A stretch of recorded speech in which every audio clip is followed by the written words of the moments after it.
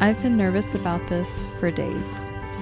We adopted 2 Angora rabbits, Banana and Pancake, and this is their first haircut since they are about 4 months old, and my first time ever grooming rabbits.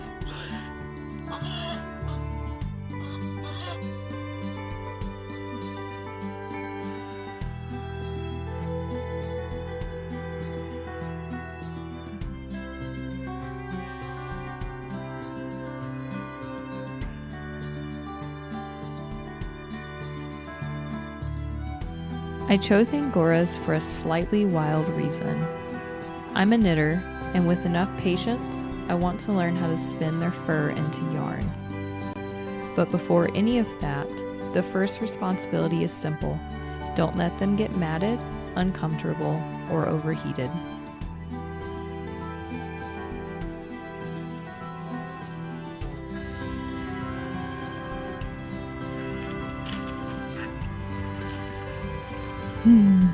Goodbye. So today was about learning gentleness with them, and honestly, with myself too.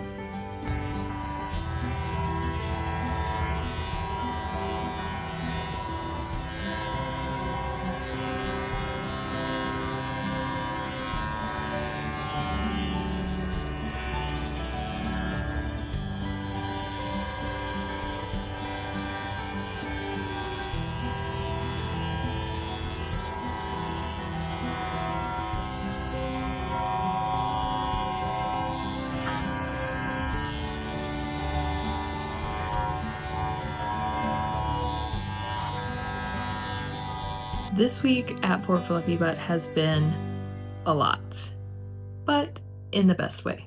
We rescued 5 new hens from the shelter up in Golden, Colorado, and we also adopted 2 Angora rabbits. And today is their first shear.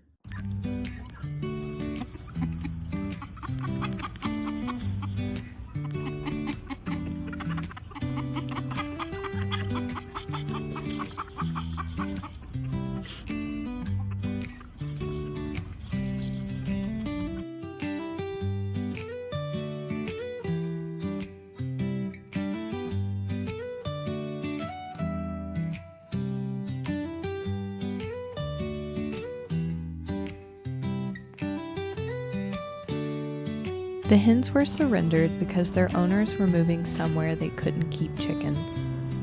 And one of the girls was diagnosed with cataracts by the shelter vet. But pretty quickly we realized it might be more than that. She may be completely blind.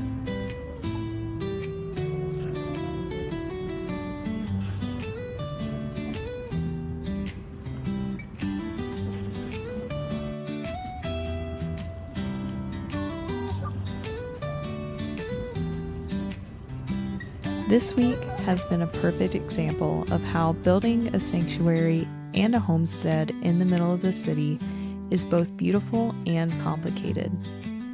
You don't always get to choose easy.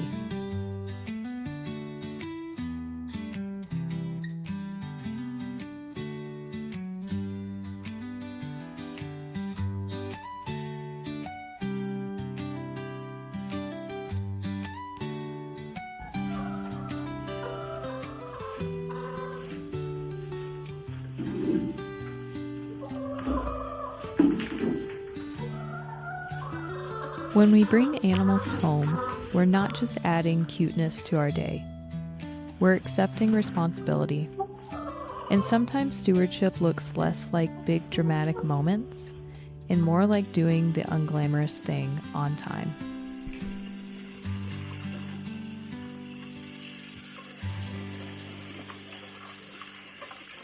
For the shearing setup, we kept it simple. A little TV tray table, a towel on top, a comb, scissors, and cheap dog clippers from Amazon. Nothing fancy, just safe, stable, and calm. I used to think you needed a fancy setup to do things right. But animals don't care about fancy. They care about steadiness, a surface that won't wobble, a towel so they don't slip, a routine that feels predictable.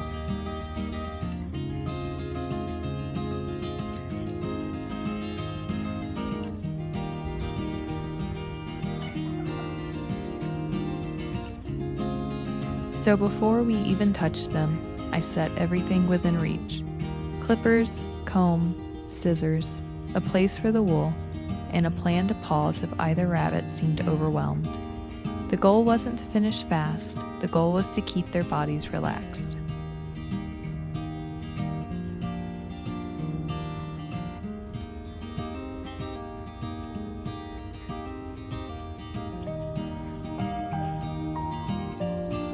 And honestly, I needed the calm setup as much as they did.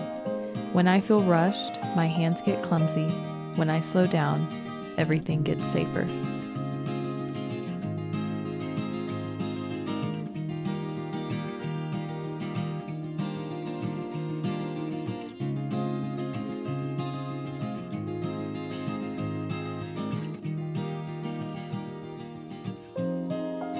And honestly, I was really nervous because I didn't want to hurt them.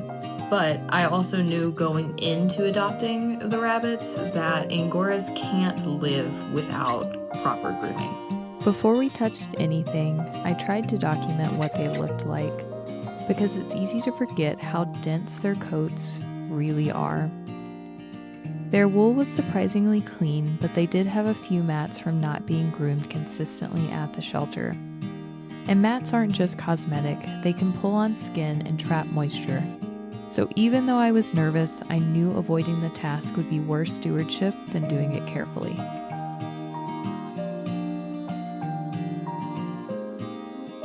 Before I even turned the clippers on, I wanted to really look at them, because with Angoras, you can't always tell what's happening under all that fluff.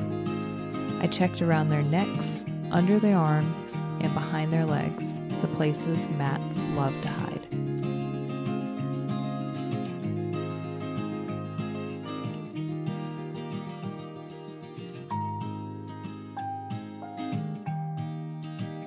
I also tried to get a feel for the coat itself, how dense it was, how close it sat to the skin, and which parts were softer versus more compacted.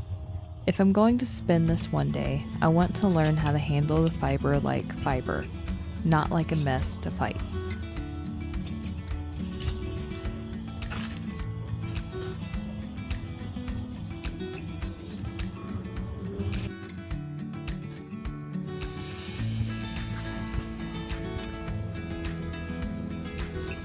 And I kept reminding myself, rabbits are prey animals. The whole goal is to make this feel boring. Slow movements, steady support, and lots of little pauses so they don't feel trapped.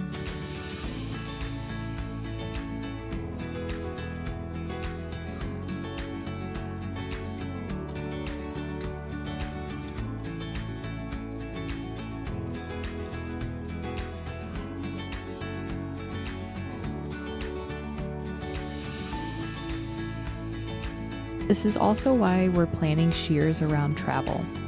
If we're going to have any freedom to leave town, we have to do the preventative work before we're packing the car, so nobody ends up uncomfortable while we're gone.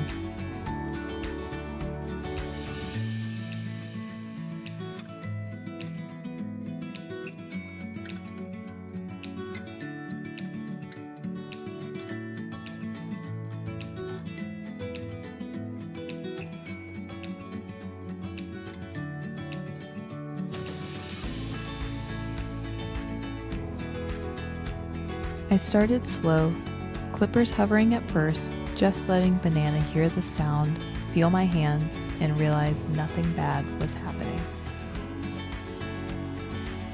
This was the moment I was most nervous about, because the first contact sets the tone. So I started where I could see everything clearly, kept the clipper flat, and used my free hand to gently hold the skin steady. No forcing, just letting Banana feel the vibration and realize she was safe.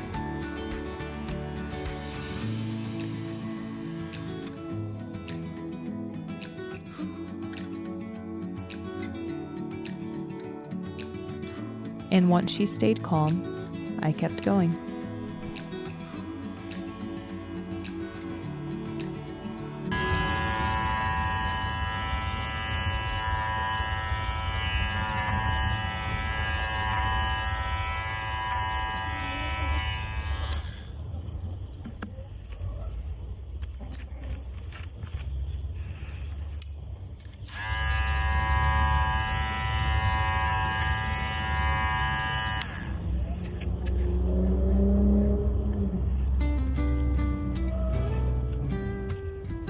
And then it was almost peaceful. No fighting, no panic, just a calm rabbit letting me learn. I had to cut out a few mats, but there were no scary moments, which felt like grace, honestly. I learned really quickly that the clipper does better when you don't rush it. Short, smooth passes, keep the blade flat, and if it starts snagging, don't push, back up, comb it, and try again.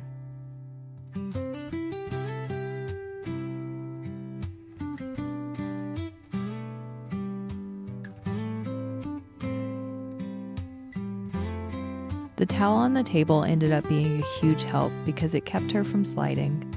Every time she shifted her weight, I paused and waited for her to settle again. That tiny pause is what kept the whole thing calm. Good girl. Good girl, Banana. Hi. Whoa, there's a rabbit under here somewhere. I didn't know there was a rabbit under here. The only real work was a couple of mats near the friction spots. I used the scissors slowly and carefully, never close to the skin, just enough to free the fiber so the clippers could move cleanly.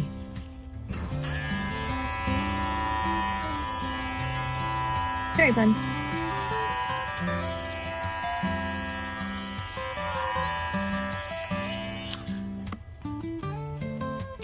Watching that wool fall is wild, because you realize just how much these teeny tiny little rabbits were carrying. Once you get a clean path started, the rest becomes a rhythm. Comb, clip, pause, and check the skin. I kept looking for any signs of irritation or stress, and honestly, she stayed more relaxed than I expected.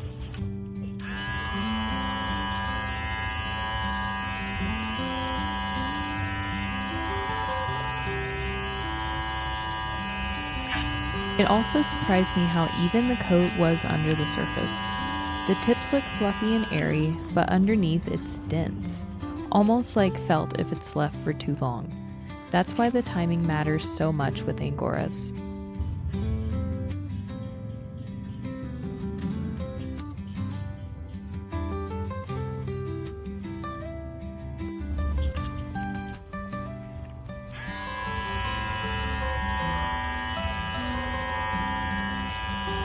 I started separating the wool as it came off, keeping the cleaner pieces together and tossing the matted bits aside.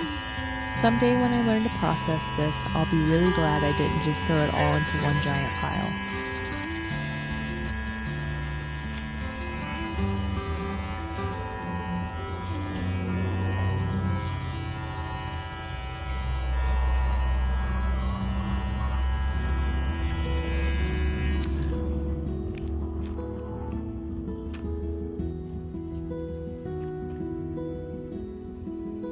And the more we went, the more I realized this wasn't scary. It was just careful, like trimming nails or cleaning a coop, a normal part of keeping an animal healthy.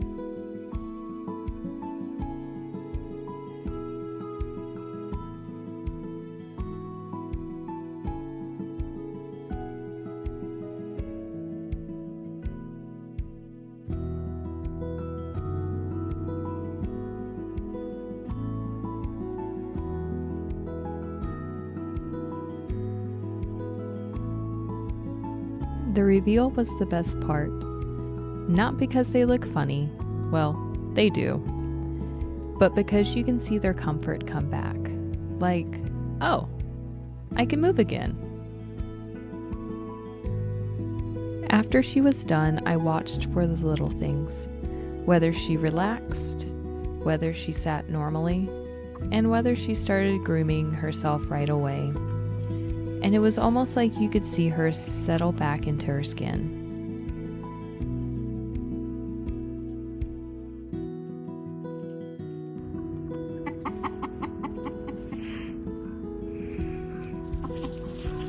She stayed warm and calm in the sunshine afterwards. There weren't any sudden drafts around, and no chaos, minus the chickens. Because even though it wasn't cold out, she was definitely lighter. And it's one of those moments where I realized just how much insulation that coat really was, and how much we just took away.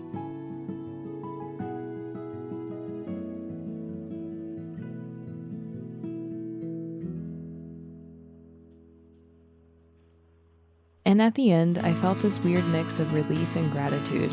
Relief that I didn't hurt her, and also gratitude that she trusted me enough to let me learn.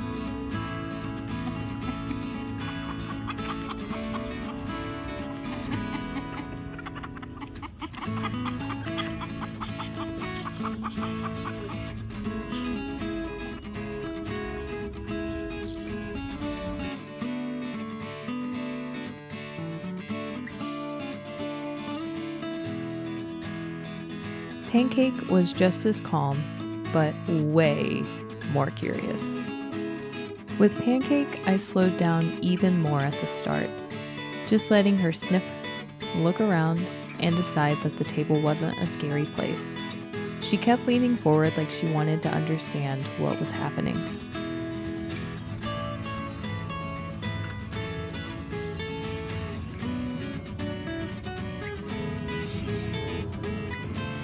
I started in the same easy area where I could see the skin clearly, and I kept my hand under her wool so the clippers never pulled.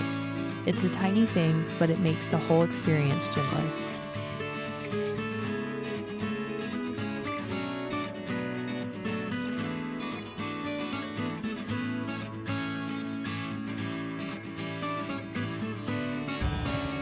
She was watching everything like it was a puzzle. My hands, the clippers, the wool falling. You could tell she wasn't panicking. She was investigating in her own way.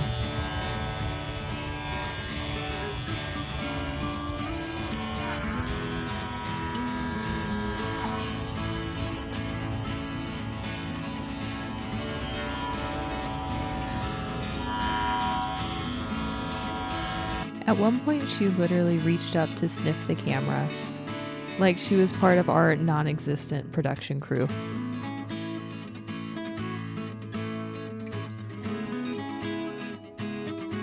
That curiosity actually helped. When a rabbit feels brave enough to explore, it usually means they're not in fight or flight. So I let her lead a little, sniff, pause, then one gentle pass.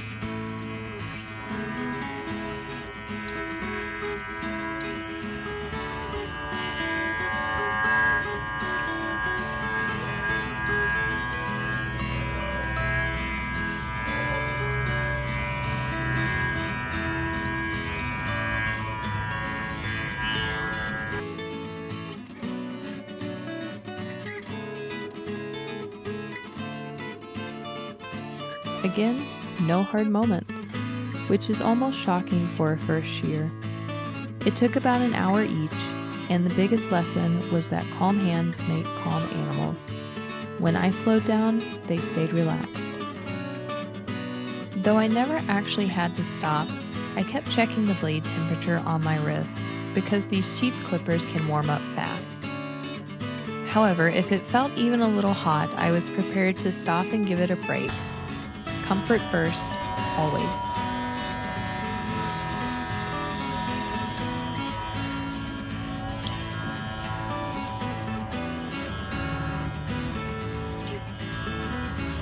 The trickiest part is the angles.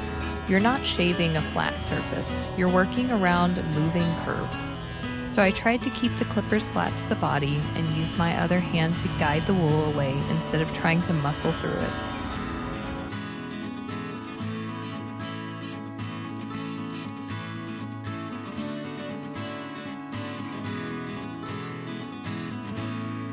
And every time I changed position, I tried to support her weight. Rabbits can be calm and still be uncomfortable if they feel unstable.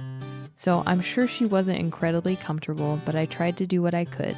I moved the towel, shifted my hands, and let her settle before I continued.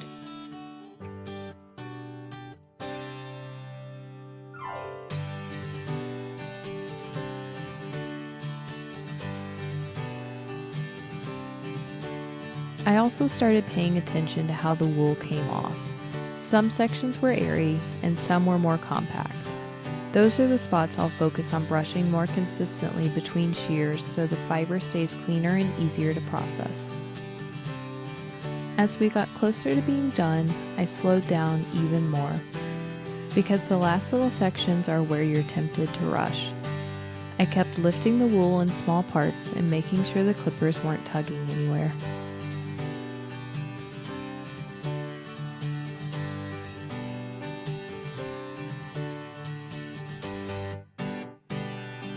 Once the main coat was off, I did a quick comfort check. A gentle look over the skin, brushing loose bits away, and making sure nothing looked irritated. It's not just about cutting hair, it's about how they feel afterward.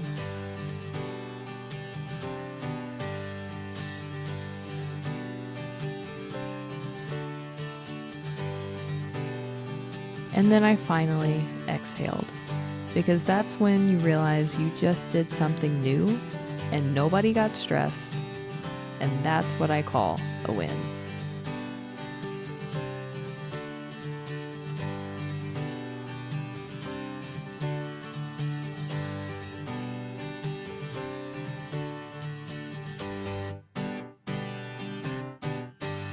And when they were both done, it hit me that this is what I want our life to feel like.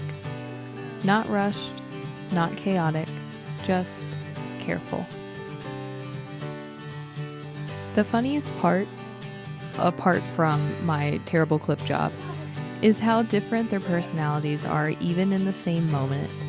Banana just wants to be calm and done, and Pancake still wants to investigate everything like nothing happened.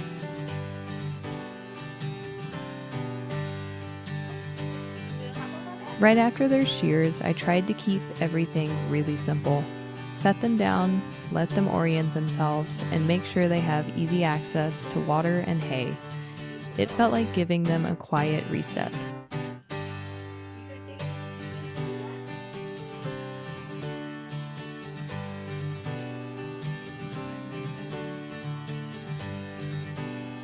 You can also tell how much lighter they are. Their movements look freer, like there's less resistance when they turn or stretch. That's when it feels worth it.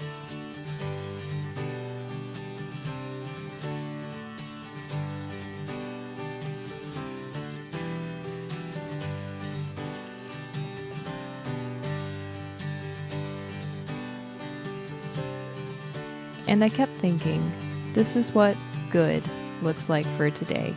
No drama, no fear. Just animals that feel safe and humans who learn something.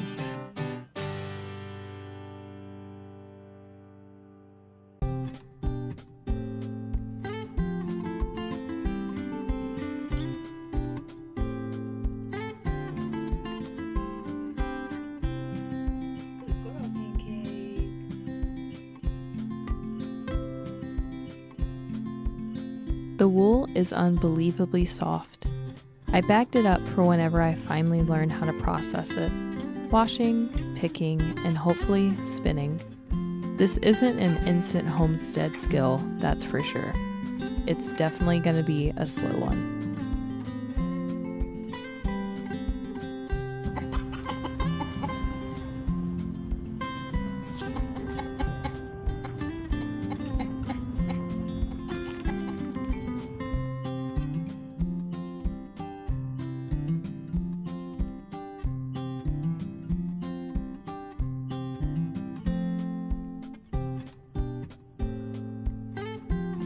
All right, so I just groomed my first rabbits ever, and honestly, it went 8 times easier than I thought it was going to, especially because we've only had the girls for like 3 or 4 days now, and they are babies, so because they're only 4 months old, I'm assuming this is their first groom ever. I'm not 100% sure how they came to be at the shelter that we got them from. However, they were starting to get mats and they definitely needed a good reset. And that's not on the shelter because you can't expect a shelter with hundreds of animals to know how to properly groom 2 specialty rabbits. They did amazing and they get so many props. Like, I thought I was going to be fighting both of them and they just went to sleep in the sun while they let me groom them. Banana did amazing, and she had the most hair. Pancake sat really well too, but Pancake is a little bit more wild, but not wild, but just more energetic, and Banana's way more laid back. And this is kind of just what I can pick up having had them for like 72 hours now. But I am so impressed. I'm not winning any groomer awards anytime soon. Let's be real. I have no idea how to properly groom anything. Like, I've occasionally like clipped like dog's hair, but never a bunny. And I can tell you that bunnies sit way better than dogs. So maybe we got super lucky and got the two easiest little bunnies in the world, but I am so impressed. I'll have to learn more on how to like actually properly groom them, but to get all of that like matted hair off to start, I think was huge. And Banana can see again, which is amazing, because I don't think that she could see. Like, her eyes, like, you couldn't even find them most days. It went well. They don't look amazing. I don't claim to be a groomer.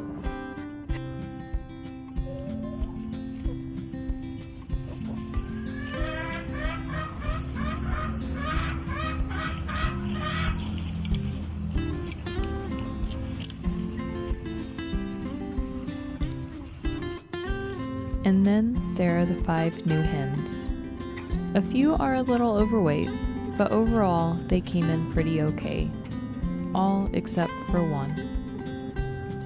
At the shelter, I tested her response by moving my hand near her eyes, and she didn't really react.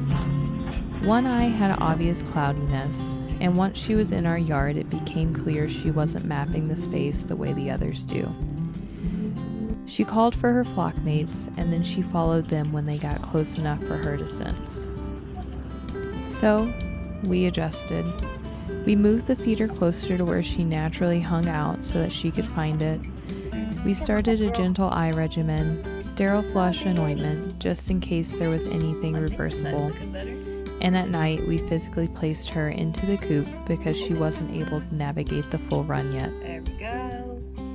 Very sadly, we learned a really hard lesson after a few days. A blind chicken plus a duck pond equaled a horrible, tragic accident that we wish more than anything we could take back. And this unnecessary loss made me realize that sometimes, no matter how hard we try, sometimes our intentions aren't good enough. Sometimes you can try to predict everything, and it's the one simple thing that you don't see coming is what ends up being the biggest cause of worry.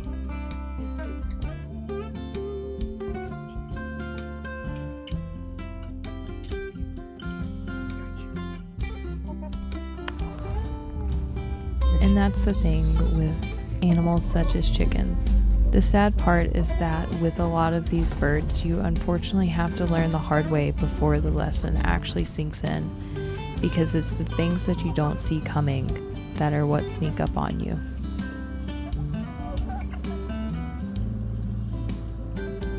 We don't have a true quarantine setup here in the city, and this situation has made that really obvious. It's one of the many reasons why we want land, not to expand endlessly, but to steward better and have the right systems in place when special cases like this come in. This week has had one theme for me: gentleness.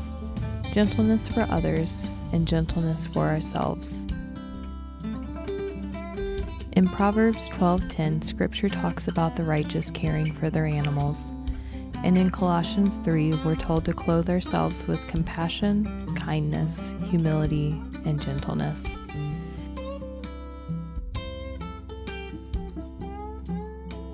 Gentleness isn't weakness, it's strength under control. It's doing the careful thing when no one would blame you for rushing. It's choosing patience when you're scared you'll mess it up.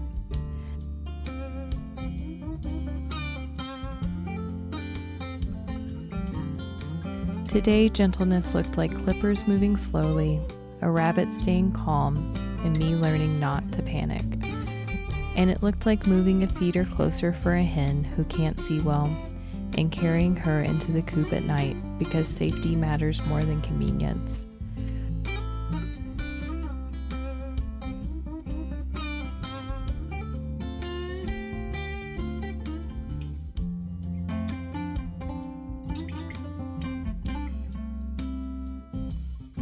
But it's also not being hard on yourself when it's the one thing you didn't see coming that ends up proving to be a costly mistake.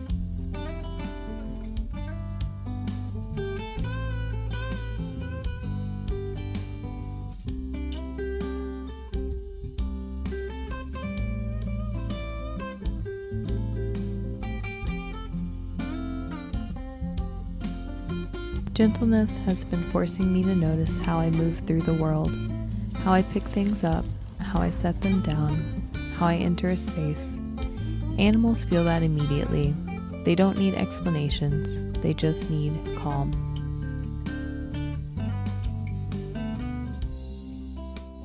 And it's humbling because gentleness isn't only something I offer them, it's something I have to practice towards myself too. Especially when I'm learning and I want to do everything perfectly. Jesus describes his own heart as gentle and humble. That's the model I keep coming back to.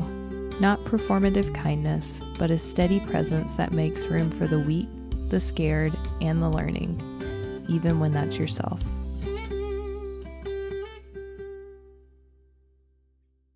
And I keep thinking, if I can learn to be gentle here, at a table with clippers in a backyard coop, then I can carry that gentleness into the rest of life too, into marriage, into stress, into decision making. If you're in a season where your life feels small, one animal, one habit, one decision at a time, I hope you remember this. Gentleness is not a small virtue. It's one of the ways we reflect the heart of God in ordinary life.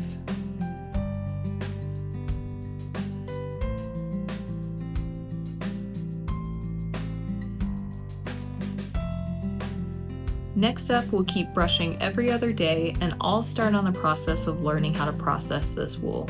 Thanks for being here in our building season. They give you back?